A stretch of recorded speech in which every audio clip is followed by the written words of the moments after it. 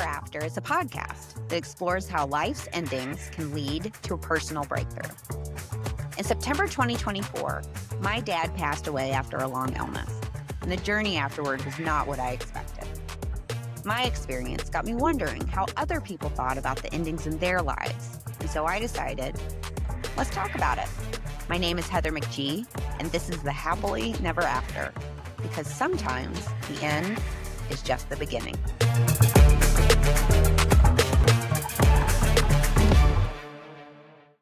My guest today is Kyla Fox. Kyla and I actually crossed over multiple decades ago as college students at the theater school at DePaul University. We were in different programs, but the college is really small, so we were around each other quite a bit, actually. Now, Kyla is here today because she's been on a journey over these last few years. She runs the Center by Kyla Fox in Toronto. She's worked through her own journey with an eating disorder, and her experience led her to want to help other people who needed support.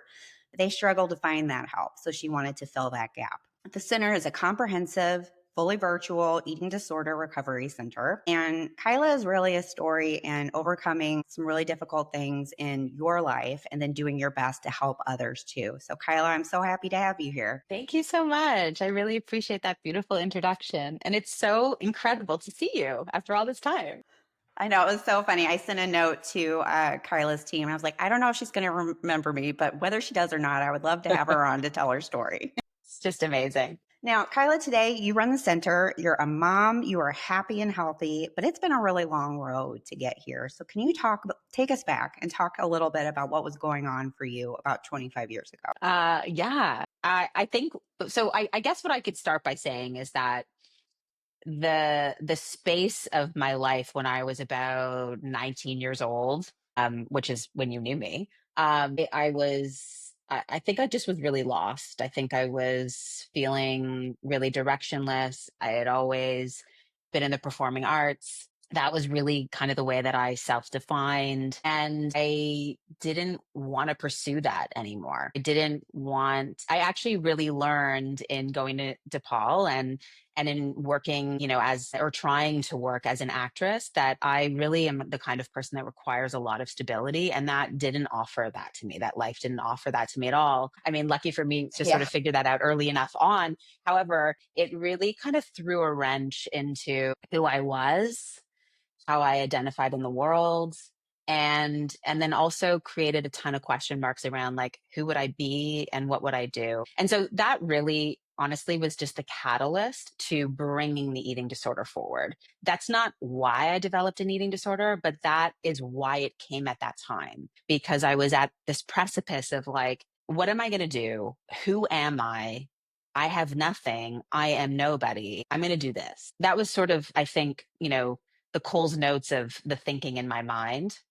And I remember quite actively saying to myself, I'm just going to start to exercise and just relieve some stress, and maybe I'll sort of find some direction as I have the time to figure this out. And that just became like it catapulted into really, really severe restriction with food and excessive exercise, which led to really acute anorexia. I mean, all to say is that I think sometimes when people think about eating disorders, and they hear my story, they might think like, oh, this young woman who wanted to be an actress, and and then she got caught up in that world and like thought she needed to be skinny, and then she got an eating disorder. And it sort of feels like pretty cliche. And I always feel it's important to say that that isn't the story. The story is really about a young woman who really was like deeply sad and really lost in her life way before she was 19 and had an eating disorder. And that all of the stories that led her to that time were brought to a head in the form of manifesting her pain through food in her body. And I think it's really important to always say that, eating disorders, I think sometimes get this rap of being about vanity. And they're really about what's happening to a person on a much deeper level, and the inability to manage, articulate, move through life and feelings. And so it starts to come out in food in the body. in the form of self harm. And that's really what was happening to me at that time. Now, something you're saying is reminding me of a conversation I recently had with someone who has struggled with addiction, has now been recovered for many years. And the way that he talked about addiction was that he said, I found it because I felt out of control of my life and it was something I could do that I could focus on. But then at a certain point, my addiction controlled me. I mean, I think that's very true. I think that probably like having an eating disorder has a very similar tone to that. I think a fundamental difference is that addiction to drugs and alcohol has a clear identifier around sobriety. And that's a really clear understanding that you don't use and then you keep living. And that's like not at all to underestimate how challenging that is. However, when you have an eating disorder, you don't get to do that because you need to eat to live. You can't just not use the thing you use and then get on with your life. You actually have to learn how to be with that thing, and not just like once a year, multiple times throughout each and every day. Using the thing you hurt yourself with and the thing that you hate or hates you, or the thing that you're preoccupied with over and over and over and over again. And I think that's why recovering from an eating disorder is differently complex, because you do need food to live forever and always. So you have to learn how to be in relationship with. I think a lot of people listening have been through a personal experience with an eating disorder or disordered eating. Can you talk a little bit for people who maybe they love someone who's going through it or they're unfamiliar? I've read a few things that you've said in articles that I thought were really interesting, where you really push the interviewer to think about it's actually a mindset. It's deeper than the food, which you alluded to at the beginning of our conversation. But can you share more about what it is like for the person that is Yeah. going through it? Yeah. It's sort of like, how do I describe it? It's kind of like if you had noise in your mind constantly, noise, loud noise, telling you about, what you need to do with food, what you can't do with food, what you have to do to earn food or not earn food. What's the way that you have to exercise or live, or when can you eat or when can you not, or why can you eat that or why can you not have that, or where those people are going there to eat that, you can't do that. Or it's sort of like this incessant noise in your mind. Like on our website, when you click on the video at the start, there's Yeah. like this, there's words, right? And it's kind of like that. It's like this pervasive and intrusive noise. And it's also about like you're terrible at that, and you're so ugly, and they won't like you. And it's things that speak to who you are as a person, your self-concept. It's like the most deepest, ugliest inner critic that's just like badgering. That's what it feels like. And it's kind of like, it starts off quite innocently, because it's usually just sort of like, oh, like I was saying to you, I'm just going to start to work out and maybe this is going to make me feel better. And then it's sort of like, well, you didn't work out today. You should do that. You should do that because, okay, so now I'm going to do it. Well, you should work out more now, or like you could do that more. And then suddenly it's like, why didn't you do that today? You better do that. Like, so it changes its tone after it grabs you. And then it becomes this like thing that you listen to, because I feel like it initially gives you a lot of accolades and you feel pretty powerful with it. And you're maybe getting some feedback that, you're disciplined or you're doing all these different kinds of things. And this is really just in the form of if someone's engaging in restriction. But ultimately, it's like living in a prison in your mind, in your body, and that you are not the one that is in control of what you can or cannot do. And at the same time, you also don't want to stop it either, because it's comforting and it's safe and it's what you know. It's like a real mind F, if you will. To Yeah. be polite, it's like a real imprisonment in your mind. It's why it's a mental health issue. So I think that's the part that people can't quite grasp. Like just eat the thing, or just stop eating the thing. It's like if it could Yeah. only be that simple to just bust down that noise that you have to comply with. Yeah. I think that does get me really frustrated on a variety of mental health issues, or when someone has something going on in their life that is hurting them. And Mhm. people who don't get it will say things like, well, just stop doing it. It's that simple. But it's not. It's not Yeah. that simple, because it's coming from a very deep place that doesn't just flip a switch, and it takes Yeah. time and a lot of work. Yeah. And I think it's really important to remember that, like, when we're dealing with mental health and we're dealing with eating disorders, like there has been a purpose for that person to have this maladaptive coping mechanism. Like, despite how dysfunctional it has actually served them. Like, I don't think I could have gotten through that time in my life if I wasn't in this level of harm. Granted, I wish in reflection I would have had other tools to get me through, and I never would wish anyone suffering the way that I did. I think like I probably wouldn't have survived my life if I didn't have this focus at that time, this awful focus, but it did protect me, which is really what's confusing about mental health issues in some way and about eating disorders. Well, and that's a really good point too. I remember I make this joke, a running joke about a bad day in therapy. And I had a bad day in therapy once because I was struggling. I was really being hard on myself about a habit that or a behavior I was trying to change. I was like, I'm just really struggling to make this difference. And my therapist said, well, what is it doing for you? It is giving you something, even though it's Hmm. bad for you. It is giving you something, and we need to figure out what that is, and that's what we need to look at. Hmm. It's It's like a interesting. life jacket. It's like a life jacket. And, it's like you're out in this ocean and you're drowning, and you get thrown this life jacket, and you can float, and you go, holy, like I'm safe. But really, like, are we really safe in the middle of an ocean with a life jacket? Like, maybe in a moment, but if we Yeah. actually got to the land, we'd be way safer. But we become accustomed to believing that that's actually what's safe. And so we become maybe afraid to like swim, or, and so I think sometimes that's what happens with eating disorders is we come to believe that the safety is actually keeping us safe, only to eventually realize it keeps us more unsafe. Yeah.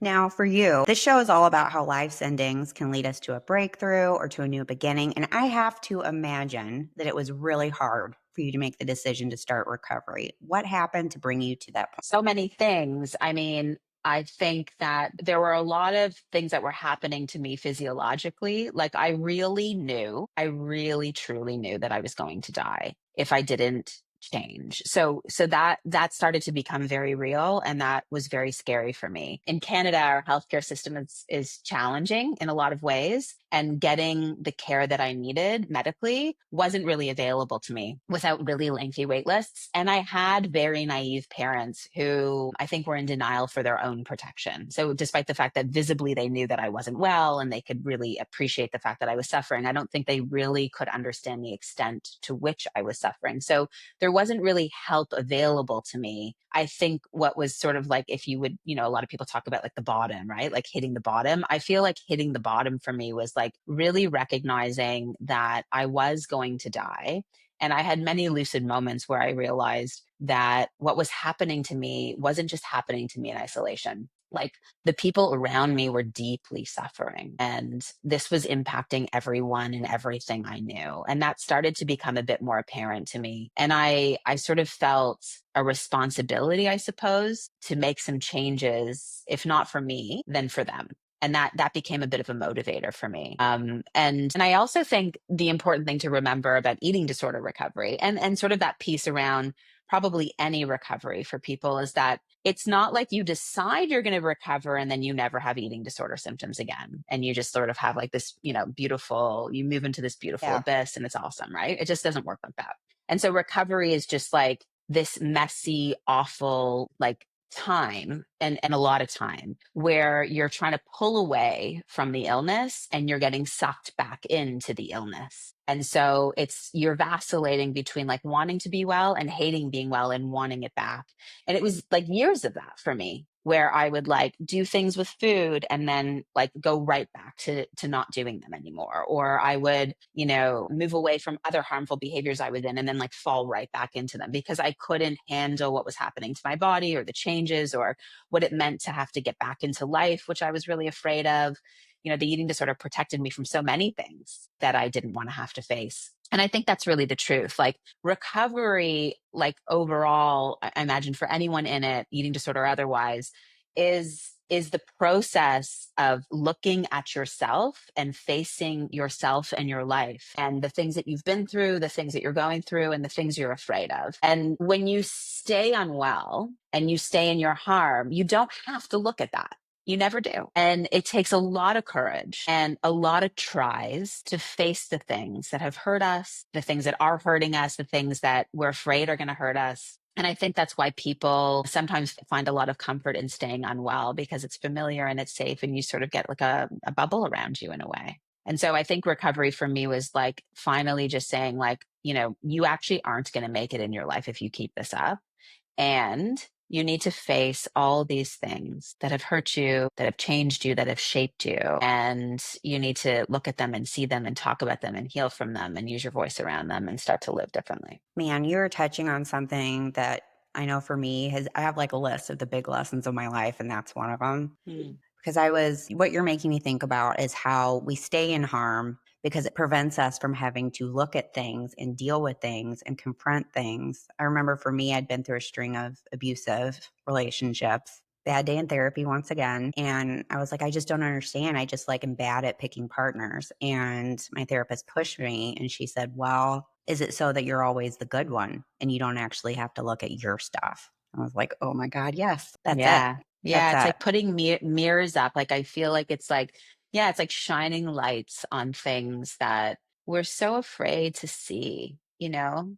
And we all have these stories and experiences, and we can never underestimate the way that things shape us. Like, some people will say to me, Kyla, like, I haven't really been through anything so hard, or like, what's like the thing that I need to see so I can heal and then get over this eating disorder? It's like, there's not necessarily a gold nugget, it's just Yeah. like, it's all the things, a combination of all the things in our lives that like shape us. And we're also different constitutionally. We're differently resilient. We're different in terms of our sensitivities. We're impacted differently. And so, the world shapes who we are, and our experiences shape who we are. And that is really such a fundamentally important thing to understand about ourselves when we're thinking about healing. Now you have a quote or something that you wrote in a different article that I thought was just really beautiful. Though I would never What did I wish, say? you're like, oh, I hope I like it too. Though I would never wish an eating disorder upon anyone. Without it, I don't believe I would live as richly in my heart as I do now. Can you share a little bit Yeah. more about what you think about that? Yeah, of course. Well, I think, on one level, I wouldn't have any part of my life if I didn't have an eating disorder when I was younger, because my whole life, my career, like who I am as a person, the things that I believe in, what I strive for, how I connect to people.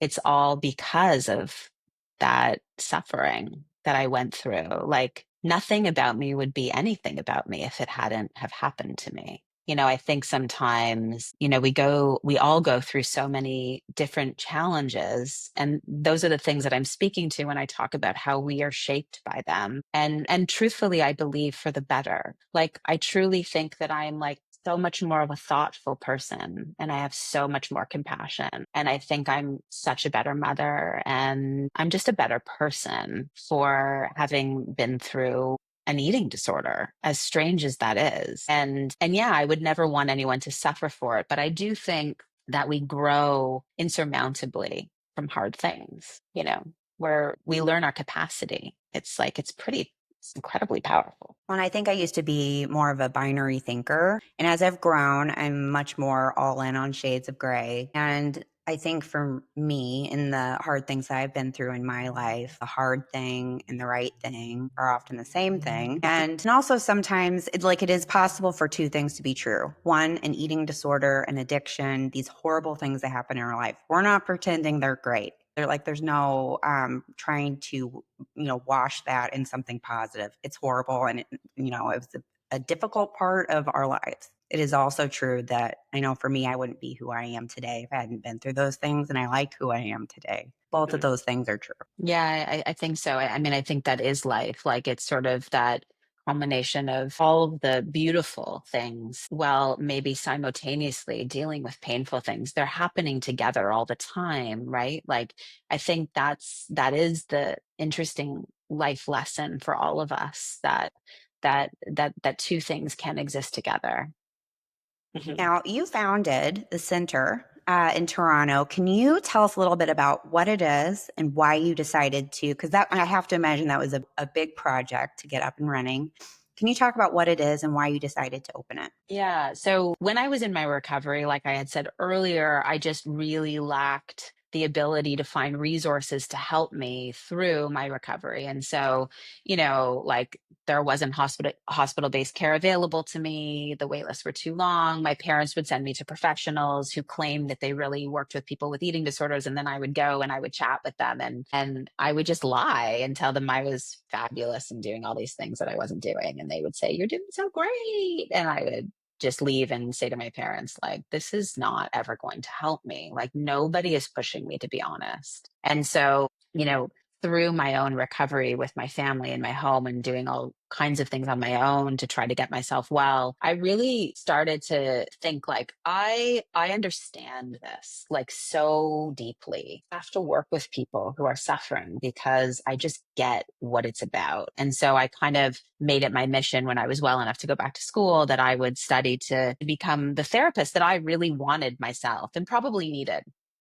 And that was that was very motivating for me. And so when I graduated from my master's, I had a private practice in Toronto, and I would work with tons of people who are suffering with eating disorders, and I would do the work sort of thinking out of the box, like, this person really struggles at lunchtime, so maybe I'll have a session with them at that time and they can bring their lunch and they can eat with me. Like, it's sort of, I started to just kind of like think beyond like just having a therapy session, which, like, you can't recover from an eating disorder with a therapy session once a week. Like, that is just not going to cut it. Eating disorders are like infiltrated into your moment by moment life. You can't just like slap on a 60-minute therapy session at some point Yeah. in the week and think it's going to do something. It's not. And so I would always say, like, in Toronto, like, there just isn't enough available for people who are suffering. Like, I have to open something. So after about 10 years of practice, I got tired of talking about this like desire to have this center. And I just said, I'm just going to open a center. I mean, I didn't know what it would do. I didn't know what it would become. If anything, I just thought it would be sort of like a bigger, like it would maybe be a bigger empty space that I ran my private practice out of. But it actually turned out to be this incredibly unbelievable place for people with eating disorders. And I was able to bring in a lot of very talented practitioners, from not just therapists, like nutritionists, medical practitioners, embodiment practitioners, different kinds of people with different expertise to really service this population. And then that was now 14 years ago, so I've been in practice for about 20 years. And the center is really a very comprehensive eating disorder recovery center. And now, when I say that, like, eating disorders are on a spectrum. Some people are acutely suffering. Some people have been yo yo dieting their whole lives. Some people are just like have had this really negative body image their whole life, or just don't know how to be in a relationship with food. And so we work with the entire spectrum of eating disorders, and acutely, not just those who are, dealing with heightened restriction, but also those who are really, really heightened in binging and purging, right? So we service everyone and anyone who feels challenged and is suffering with food in their body. And we help them to not only develop a safe and regulated relationship with food in their body, but also to do all of that really deep rooted work therapeutically that has led them to all this dysfunction. Now we're fully virtual, which frankly I think has, it's quite an intentional decision, because even though COVID sort of slapped this on Yeah. us, it's been incredible to see. I think that's this idea of like food being so integrated into life. I really always believed that treatment therefore needed to be integrated into life, because like, people and food are coming together all the time. And so we have this beautiful opportunity now, literally, where people are in their lives and then they can kind of, weave their therapy through their life. So, like, pop up on the screen and have their meal with us, or pop up on the screen and have their therapy session. So some people work with us quite intensively as though they are engaged in outpatient treatment, and other people in a much lesser capacity because they don't necessarily need that same level of care. Well, and as you're talking to, what strikes me, earlier you talked about how isolating when you were in the thick of your eating Mhm. disorder was. And now you've created this really strong, supportive, vibrant community. That's a big difference. Can you talk a little bit about the role of community and what that has meant to your life and serving this community as well? Yeah, I mean, I think that when we feel a sense of belonging, That's an incredibly powerful place to be, because I think that when we feel we're a part of something, then we can understand sort of the bigger ideas around our purpose and our meaning and our worth and connection. And when we can connect to people who have like similar beliefs and or experiences, and people who lift us up and hear us and give us space, I think that really helps to feel less alone. And when you have an eating disorder, I mean, the truth is that eating disorders breed in secrecy and they breed in silence. So fundamentally, if we start to make connection and build community, then we're less in isolation and then we become less secretive. And that in and of itself starts to give us more power in recovery. I think especially for women, I don't know if you find this, but I always sort of felt this in my life, that there's this like innate like competitive nature amongst women, and it's hard for women to really find community and be really supportive and to support others. And I actually feel like that's a very important thing for women in particular to find. I think it's easier for men in some ways because women have such deeply emotionally embedded relationships, and there's like so much that we go through together. But as women, if we can connect to other women who really support us, I feel like that's a huge lifeline for a sense of like worth and happiness and joy and togetherness, which is a huge piece of healing. Yeah, I mean, I think about when I've been through a divorce, and the biggest surprise of the divorce process for me, I went into it thinking, okay, I've got to fix the way I approach romantic relationships and partnership, and that's the part I need to fix. My big surprise was the biggest gift from my healing process has been connecting to a community of other divorced women. Mhm. Didn't expect that at all, but they're the ones that we cheered for each other. We supported each other. We checked each other like, hey, I don't, couldn't think about this, supporting each other in all the most important ways. And it was such a surprise and has been the biggest gift and has been the biggest Mhm. part of my own personal healing. And I am so thankful and grateful for that Mhm. because you're right. I think it's part of healing. Like to me, community is integral to healing. Like it's not I think so something I too. think anyone can do alone. I really don't feel that way. Mhm. We need other Yes. people. I think so too. And I think that it doesn't necessarily have to mean that you can find community with people who are going through a similar experience, and that can be really enriching. Some people will say like, I don't want to, connect to other people with eating disorders because like that's just not where I want to be anymore. And so sometimes I feel like when I think about my own journey, I didn't have recovery community around me, but I did immerse myself in yoga, which was a huge sense of community and connection to myself. So it wasn't eating disorder focused, but I felt like I belonged somewhere and I was more deeply connected to myself. And the people that were a part of that experience were moving and breathing and feeling and doing some, and then, you keep showing up and then you get to know people. And that part of my life in terms of community has been so rich too. So I say that because I think some people think like, oh God, I got to find a community of people who are going through what I am. And you can, but you can also find other environments that really support skill and talent and interest, and feeling of sense of belonging can happen in so many different places. Well, and sometimes when you're going through it, something that I have shared with some of my friends that are also going through hard times, or just this is just something that helped me, finding little ways to inject joy into my life, even if it's on a small level every day. Like I think just sometimes when like I remember in the early days of my divorce, I couldn't even get out of bed.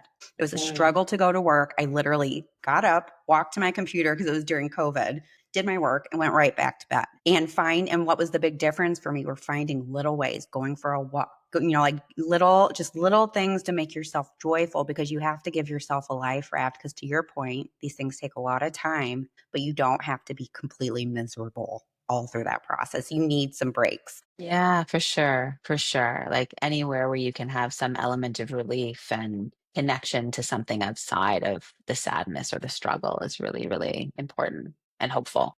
Now, I'm interested to hear what you have to say about this. So this is something I've talked about with my girlfriends. I think there's a generational thing of the way we grew up as women. Like I think for a lot of us that are our age and our generation, our mothers might have talked quite a bit about diets, about what their bodies look. I mean, it's a generational thing. It's not, specific to particular moms. I would say it's everybody. So any moms that are listening, it's not personal towards you. It's a generational thing. Whereas I think a lot of women in our generation have tried to not do that.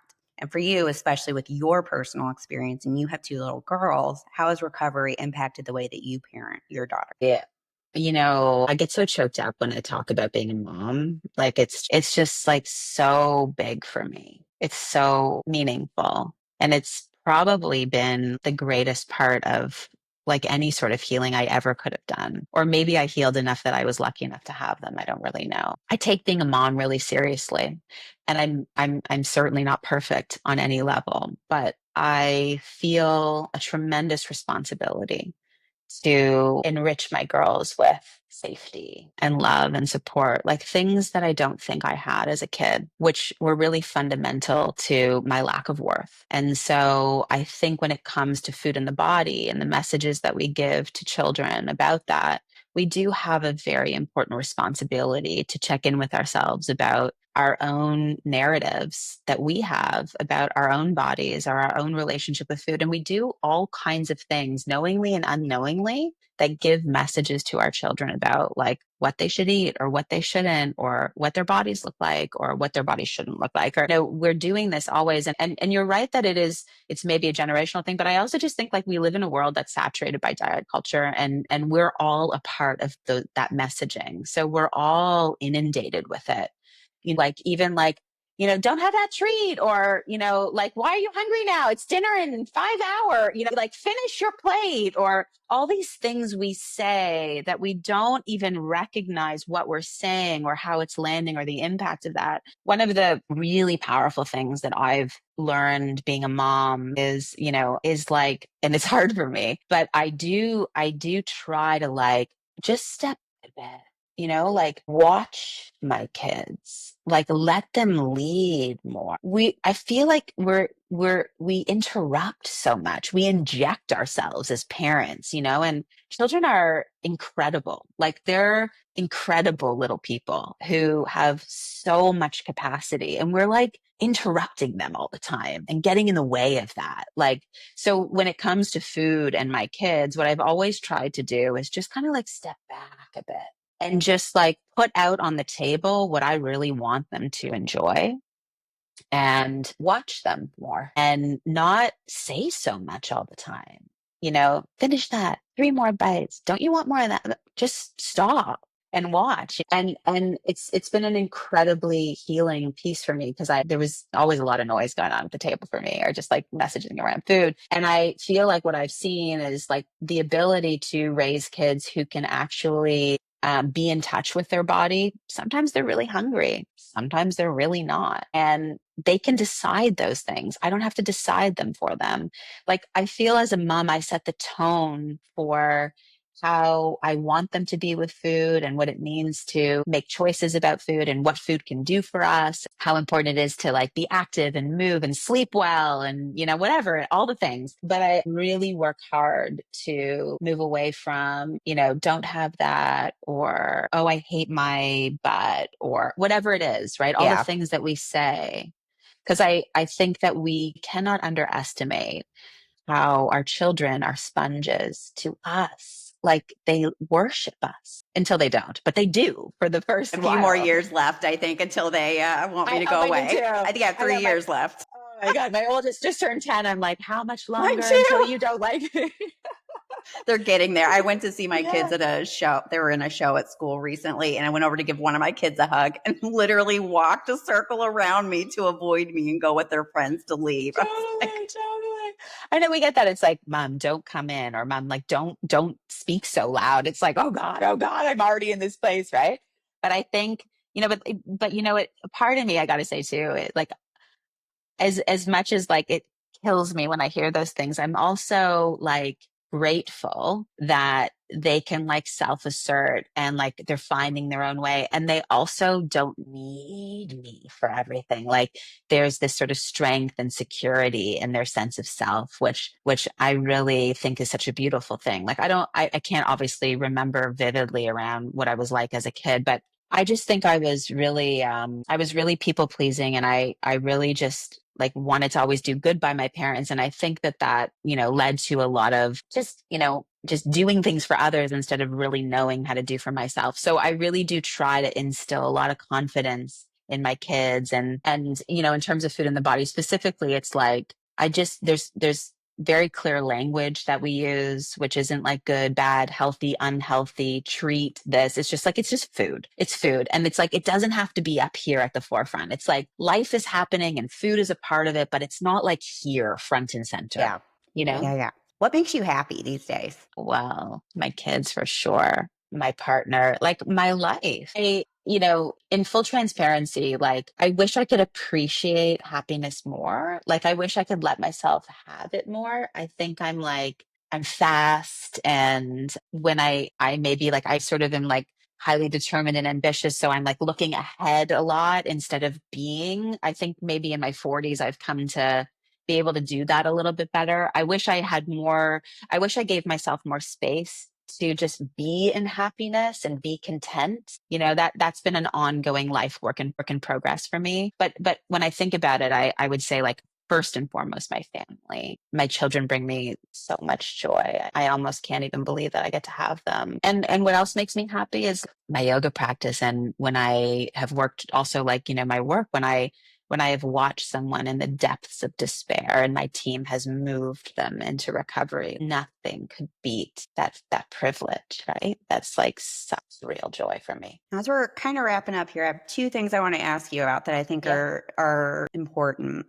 and you are best poised to speak to this for anyone who's listening that is in the depths of an eating disorder or they love someone who's in the depths of an eating disorder. What would you like to say to them? I would like to say that life can be so much better and richer and happier, and you don't have to suffer.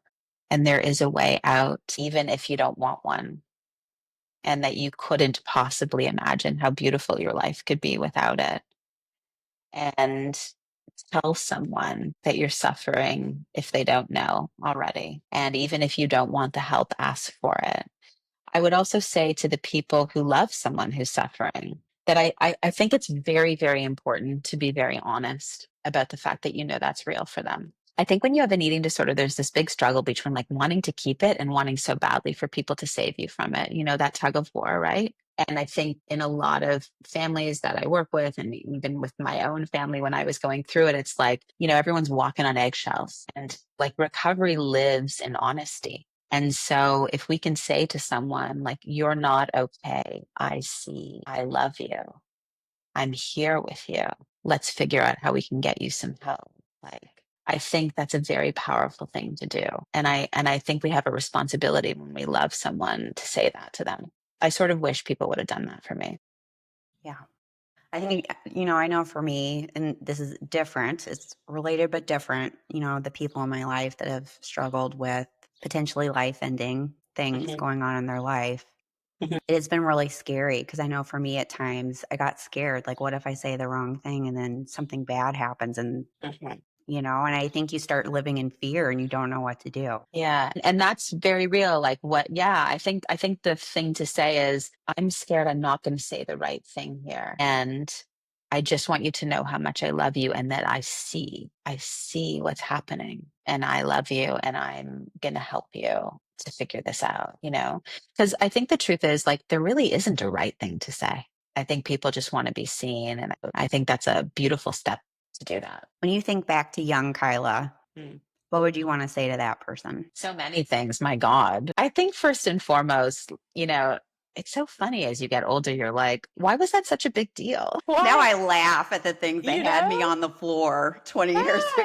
I ago. guess you have to go on the floor to get to the place where you could laugh Yeah. later, right? Maybe that's the whole point. But I do really wish someone would have said, like, hey, it's all gonna work out. It's gonna be okay. It's actually it's actually going to be better than okay. It's going to be great. And like, you got this and you're strong.